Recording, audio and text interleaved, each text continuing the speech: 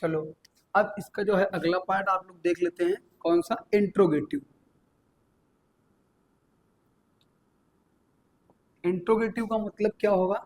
तो इंट्रोगेटिव माने जो प्रश्नवाचक वाले वाक्य आपके होते हैं, प्रश्नवाचक, है ना।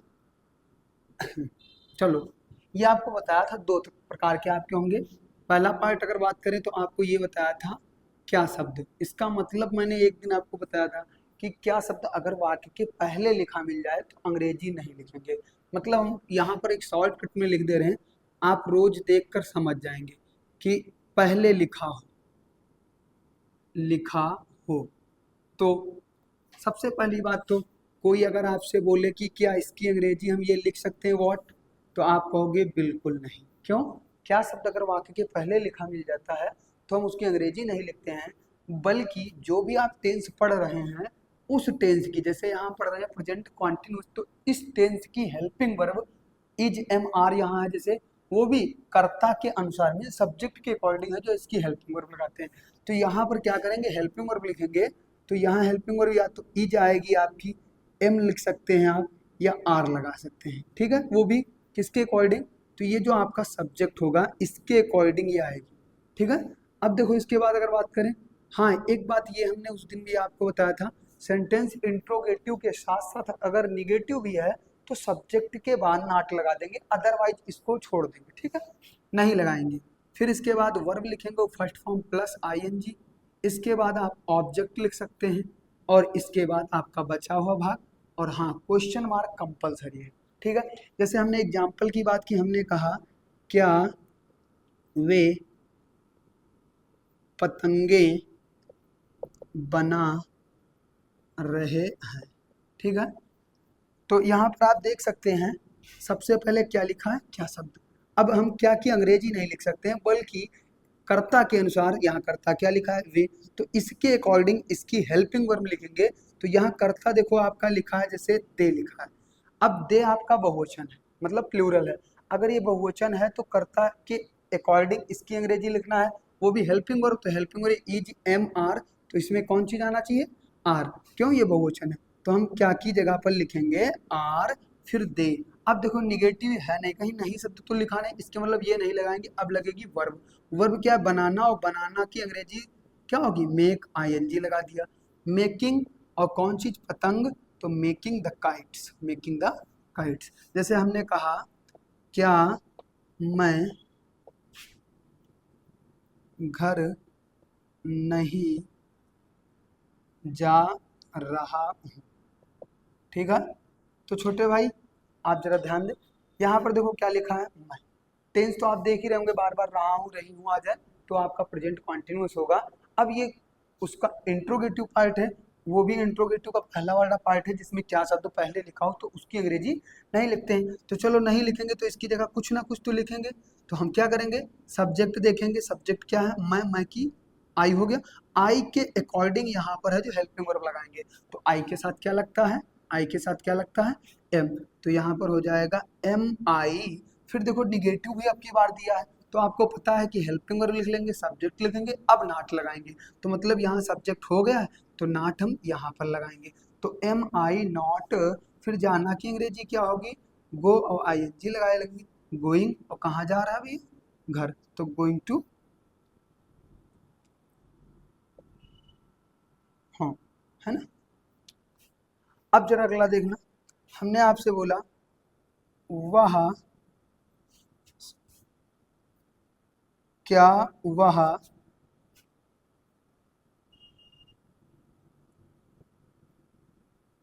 पुस्तक खरीद रहा है। तो आप यहाँ भी देख सकते हैं क्या शब्द पहले आया है, तो क्या करेंगे, इसकी अंग्रेजी तो लिख नहीं सकते हैं, तो कर्ता के अनुसार, कर्ता क्या है, वह, तो वह की अंग्रेजी हो गई ही। तो इसके अकॉर्डिंग हेल्पिंग वर्ब, अब चूंकि एक वचन है तो हेल्पिंग वर्ब यहाँ क्या लिखेंगे, इज ही। फिर देखो निगेटिव वाला है नहीं, तो डायरेक्ट आपकी वर्ब आएगी, तो वर्ब क्या आएगी, खरीदना, तो खरीदना की क्या होगी, बाई, और उसमें ING, is he buying a book, is he buying a book, ठीक है। चलो अब इसके बाद है जो हम एक और पार्ट इसका बचा उसको भी देख लेते हैं। आप इसको रोक रोक के है जो मैंने लिख लेना अपने हिसाब से, ठीक है। हाँ तो हम इसे रफ करते हैं जरा।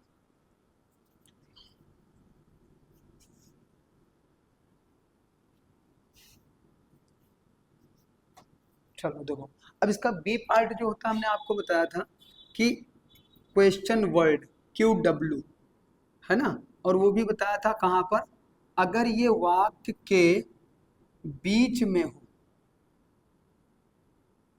है ना, तो इनकी अंग्रेजी सबसे पहले लिखते हैं। मतलब सबसे पहले आप लिखेंगे क्वेश्चन वर्ड, फिर हेल्पिंग वर्ब लिखेंगे इज, एम, आर, इनमें से कोई एक आएगी आपकी, इज, एम, आर में से कोई एक, वो भी कैसे, जो आपका सामने कर्ता लिखा है। माने कर्ता अगर एक वचन है तो इज, कर्ता आपका बहुवचन है तो आर, कर्ता में आई अगर आ रहा है तो फिर एम, है ना। इसके बाद अगर सेंटेंस आपका निगेटिव है तो नॉट, प्लस वर्ब की फर्स्ट फॉर्म साथ में आईएनजी, और इसके बाद आप ऑब्जेक्ट लगाएंगे और बचा वाला भाग लास्ट में लिख देंगे, और हाँ क्वेश्चन मार्क जरूर लगाएंगे। ठीक, जैसे हमने कहा वे तुम्हें क्यों नहीं पढ़ा रहे हैं, ठीक है। तो यहाँ पर आप देख सकते हो रहा है, रही है, लास्ट में आया क्रिया के साथ में, तो ये टेंस कौन सा है, प्रेजेंट कॉन्टिन्यूस टेंस है, और यहाँ निगेटिव भी है, ठीक है। और इसके बाद में अगर बात करिए सबसे बढ़िया चीज, क्यों शब्द आपको कहाँ मिला, आपकी बार क्वेश्चन वर्ड कहाँ मिल रहा है, वाक्य के बीच में मिल रहा है, तो इसकी अंग्रेजी हम सबसे पहले माने क्वेश्चन वर्ड की जगह पर ही क्वेश्चन वर्ड लिख लेंगे, ठीक है। तो यहाँ पर क्वेश्चन वर्ड आपका आया, तो यहाँ पर क्यों की अंग्रेजी क्या आएगी, वाई, तो इसको हम सबसे पहले लिख लेंगे, है, तो वाई। अब इसके बाद देखो हेल्पिंग वर्ब लिखेंगे according to your subject, subject क्या है आपका वे, तो वे तो आपका है बहुवचन, इसलिए यहाँ पर क्या लिखेंगे, आर, तो वाई आर दे। अब निगेटिव है तो सब्जेक्ट के बाद नॉट लगा लेंगे, तो यहाँ पर नॉट लिख लेंगे। अब इसके बाद क्या आएगा, देखो पढ़ाना, तो पढ़ाना की अंग्रेजी टीच और आईएनजी लगा लेंगे, टीचिंग, और किसको पढ़ा रहे हैं आपको, तुम्हें, तो टीचिंग यू, बस समझ आई बात। चलो अच्छा, एक और लिखा हमने, हमने कहा वह यहाँ कब आ रहा है, कब आ रहा है, ठीक है। आप बनाते रहिएगा घर पर, प्रैक्टिस करते रहिएगा, जो डाउट हो आप पूछ सकते हैं। तो यहाँ पर देखो कब शब्द बीच में आया, और रहा रही मतलब क्या हो गया, ये आपका टेंस कौन सा है, प्रेजेंट कॉन्टिन्यूअस है। तो हमको अगर बीच में कहीं पर भी कोई भी प्रश्नवाचक शब्द मिल जाए तो उसको हम सबसे पहले लिख लेंगे। तो सबसे पहले लिखेंगे हम कब की अंग्रेजी, व्हेन। अब व्हेन के बाद आपकी आनी चाहिए हेल्पिंग वर्ब, कर्ता के अकॉर्डिंग, तो कर्ता लिखा है वह, तो वह की अंग्रेजी क्या हो जाएगी, ही। अब इन दोनों के बीच में मतलब क्वेश्चन वर्ड प्लस सब्जेक्ट के बीच में जो चीज आएगी होगी हेल्पिंग वर्ब, वो भी आएगी कर्ता के अकॉर्डिंग। तो यहाँ पर ये एक वचन है, आप देख सकते हैं एक वचन, इसलिए यहाँ क्या लिखेंगे, इज, तो व्हेन इज ही। अब आना की अंग्रेजी का ये देखो कमिंग, ठीक, और यहाँ की अंग्रेजी हियर। बताओ कोई डाउट है किसी को, है ना। तो आपका एक टेंस समाप्त हुआ, अगला टेंस फिर आपको बताएंगे, तो आप इसको लिख लेना, अपने हिसाब से पढ़ लेना, और अपनी नोटबुक जरूर बना लेना, और धीरे धीरे चीज़ें क्लियर होती रहेंगी, ठीक। फिर मिलते हैं अगले वीडियो में, थैंक यू।